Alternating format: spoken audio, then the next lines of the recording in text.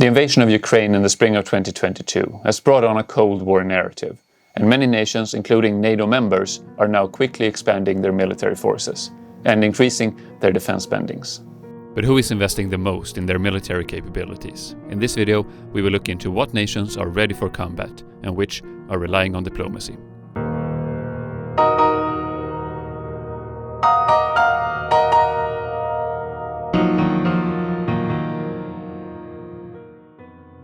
In total in 2021, the world spent about $2.1 trillion on its militaries. Starting from the bottom, we mark all nations with spendings below 100 million with a white marker. Here we find mostly smaller, low-income nations in Africa, Latin America and Asia. We also mark some nations in green, indicating that they have no standing army at all. Apart from some micro and island states, 3 nations stand out here: Panama and Costa Rica in Latin America and Iceland in Europe.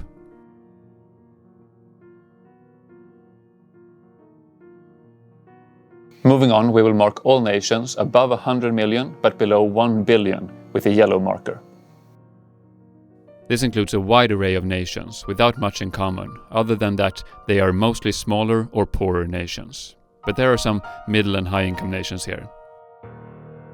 Among the European nations we find both NATO members such as Latvia and Estonia and Slovenia, as well as Russian ally Belarus. We also find some of the larger African nations here, such as Ethiopia, Angola and Tanzania.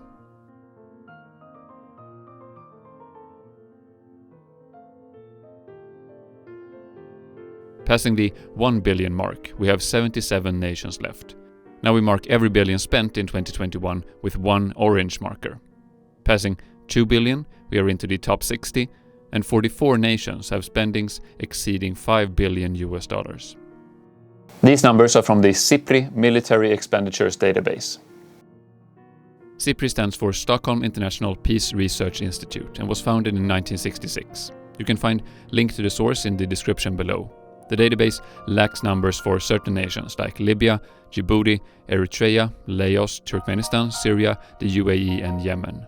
For Lebanon, we have used the numbers for 2020, and for Cuba, Venezuela, North Korea, Vietnam and Uzbekistan, the numbers for 2018. We will talk more about the difficulties around the numbers later in the video.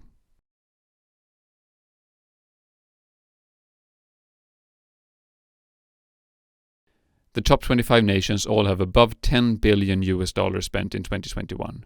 Colombia, Singapore, Pakistan, Qatar, Taiwan, Poland and the Netherlands have between 10 and 15 billion. Turkey, in place 18, spent $15 billion, while Brazil and Spain spent 19 billion. Israel and Iran had very similar budgets at 24 billion in place 15 and 14, while Canada with 26 billion and Australia with 31 billion places in 13th and 12th respectively. Italy is in place 11 with 32 billion, and then we take a large step up to South Korea and Japan at 50 and 54 billion US. Saudi Arabia is in place 8 with 55 billion, and Germany and France in place 7 and 6 with $56 billion spent. In 5th place we find Russia with $65 billion, just short of the United Kingdom in 4th place with $68 billion. The top 3 are also the 3 most populous nations in the world, but the order is shifted. India is in place 3 with $76 billion. And here we are ramping up significantly to find China in 2nd place with $293 billion in military spendings in 2021.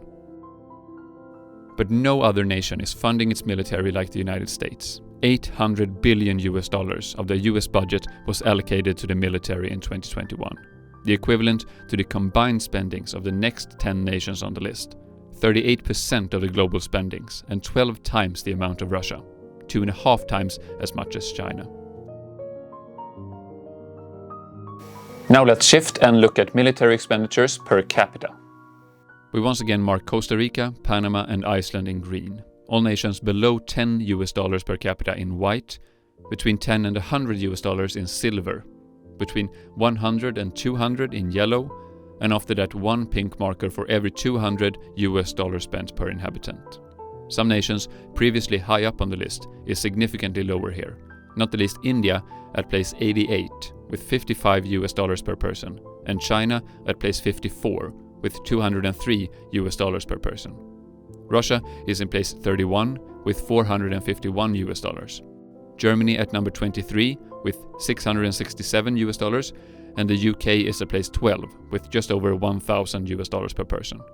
We find some smaller nations above, with Brunei at place 11, Oman at place 9, and Norway at place 7, with just over $1,500 per person.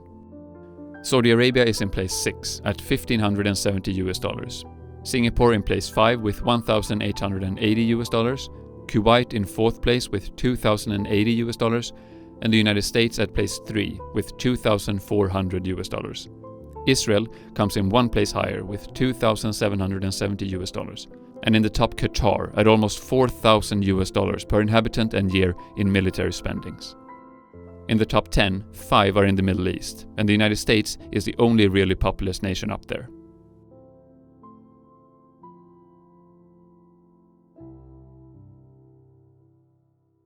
It is of course important to note that these numbers vary from very accurate official data to more or less valid approximations and guesses. There isn't really a way to know the level of military spendings in authoritarian dictatorships, but the SIPRI estimations are probably as close as we're going to get.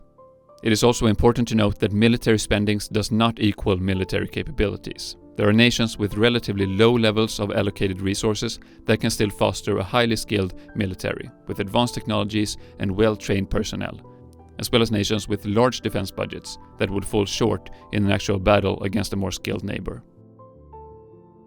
War is also not a fair game. Money plus skills and technology does not guarantee victory.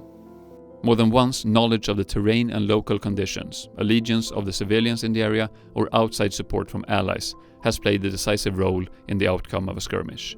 Not to mention the ability to deliver food, water, clothes, medical support, fuel, ammunition, and other consumables to troops near the front line.